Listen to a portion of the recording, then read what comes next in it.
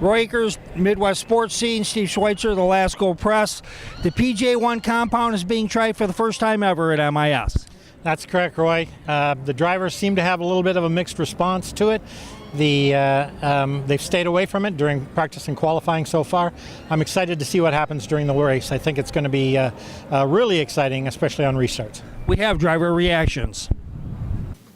I'd really like to be an armchair and make a decision Sunday night. I think at the end of the day, it's done to try to make the racing better for the fans. Will it work or will it not work? I don't know. But I didn't think there was a bad race here last spring. But NASCAR is just trying new things and always trying to improve the racing and things that we can do. And I always appreciate effort, and I know there was a lot of effort put into it. So I'm not thoroughly convinced it's going to work. I'm not thoroughly convinced it's not going to work. I could see either side, and I think it's kind of a jump ball. I have been all good with the PJ1 pretty much anywhere we've gone so far. I think it's done nothing but help and improve the racing, widen the racetrack out, which has been good. Obviously, first time here. We've all been in qualifying trim the first practice. We haven't touched it. I watched a little bit of Chuck practice. It looks like they were flirting with it a little bit, but they weren't really committing to it yet. It's pretty far up there. It might be a little bit too high, not much.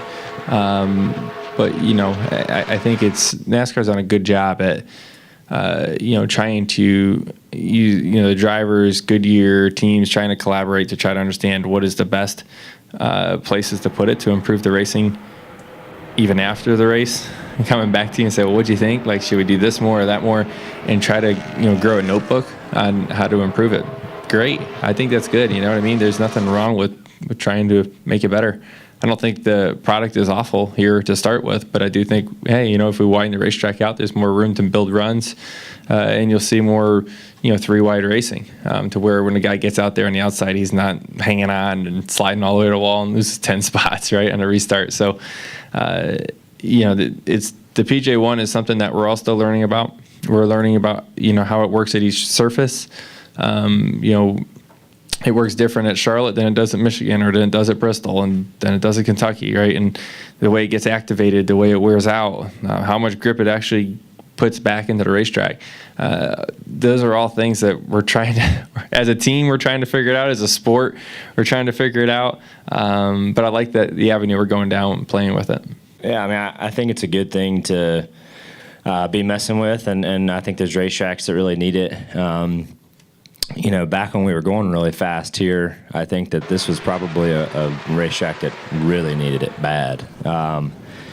It's so far up the racetrack here, I think everybody is a little concerned it might be a little too far around for the amount of power we have. I feel like that's the big question mark, you're not lifting enough to make up a longer distance. Used to RPM would overcome distance if you could if you could move up high enough and get it.